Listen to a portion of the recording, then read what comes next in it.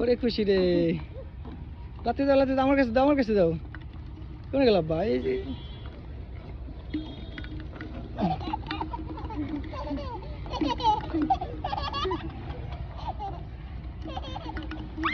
কত খুশি যে হইতাছে।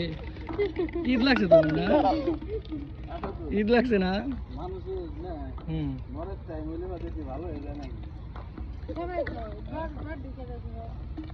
তোমার ভাবি না এতই হয়েছে, মানে আমার সারা কেনা হয়ে যাবে।